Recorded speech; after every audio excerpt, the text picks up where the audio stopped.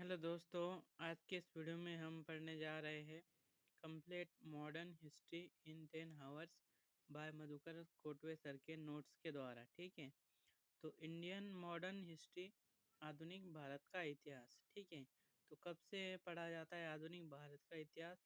तो 1757 की प्लासी की लड़ाई से।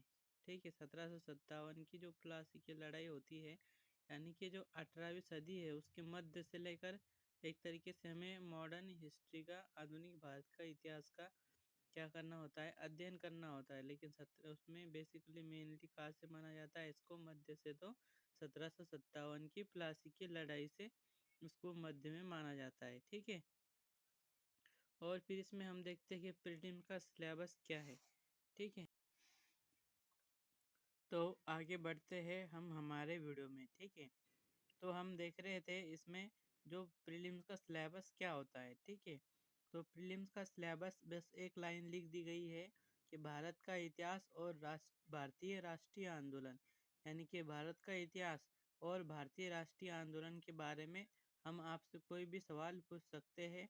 इस तरीके से यूपीएससी ने लिख कर दिया गया है। ठीक है, फिर जो जी मेंस में जो जीएस पेपर 1 होता है, ठीक है, उसमें लिखा गया है कि भारतीय विरासत और संस्कृति, विश्व का इतिहास एवं भूगोल और समाज, यानी कि जो सिलेबस जो दिया गया है जीएस पेपर 1 का, तो वो क्या क्या है? भारतीय विरासत और संस्कृति। ठीक है, भारतीय विरासत और संस्कृति, दूसरा विश्व का इतिहास एवं भूगोल और समाज, यानी कि इंडियन सोसाइटी के बारे में भी हमें यहाँ पर स्टडी करना होता है।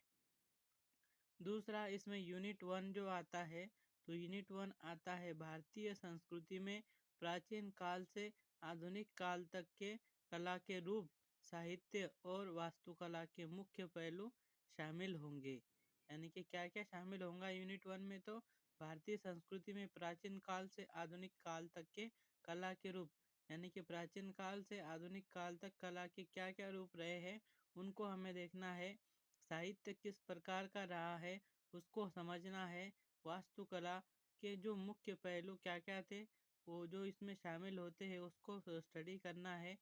दूसरा है इसमें यूनिट 2, 18वीं सदी के लगभग मध्य से लेकर वर्तमान समय तक का आधुनिक भारतीय इतिहास, महत्वपूर्ण घटनाएं, व्यक्तित्व, विषय। दूसरी यूनिट में हमें क्या क्या देखना है? तो दूसरी यूनिट में लगभग हमें मध्य से लेकर वर्तमान, 18वीं सदी के मध्य से लेकर वर्तमान समय तक के आधुनिक भारतीय के इतिहास को पढ़ना है, महत्वपूर्ण घटनाओं को डिस्कस करना है और व्यक्तित्व क्या रहा और जो भी इसमें विषय रहे उनको हमें देखना है। ठीक है, फिर हम और आगे बढ़ते हैं, इसमें देखते हैं यूनिट 2। तो यूनिट 2 क्या कहता है? Unit 2 modern Indian history from about the middle of the 18th century to the present day, important events, personalities, देम्स।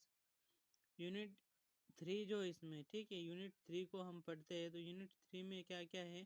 तो स्वतंत्रता संग्राम, इसके विभिन्न चरण और देश के विभिन्न भागों से इसमें अपना योगदान देने वाली महत्वपूर्ण व्यक्ति और उनका योगदान।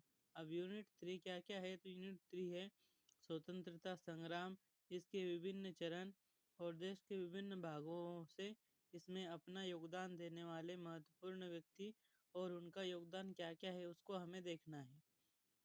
ठीक है, freedom struggle, its various phases and important persons, there contribution from different parts of the country. अब दूसरा हमें देखना है यूनिट 4 है स्वतंत्रता के पश्चात देश के अंदर एकीकरण और पुनर्गठन, यानी कि स्वतंत्रता के पश्चात जो देश के जो अंदर जो एकीकरण किया गया है, जो पुनर्गठन किया गया है देसी रियासतों को, जो सरदार वल्लभ भाई ने और बाकी लोगों ने भी जो जोड़ने का प्रयास किया है उसको हम यहाँ पर स्टडी करते हैं। ठीक है, तो integration and reorganisation within the country after independence. ठीक है, अब मॉडर्न हिस्ट्री से जो ये मेंस के क्वेश्चन है, तो कितने कितने क्वेश्चन आए हैं? 2022 में 6 क्वेश्चन, 2021 में 5 क्वेश्चन, 2020 में 7 क्वेश्चन, 2019 में 10 क्वेश्चन, 2018 में 6 क्वेश्चन, 2017 में 9 क्वेश्चन। इस तरीके से क्वेश्चन इसमें पूछे गए हैं।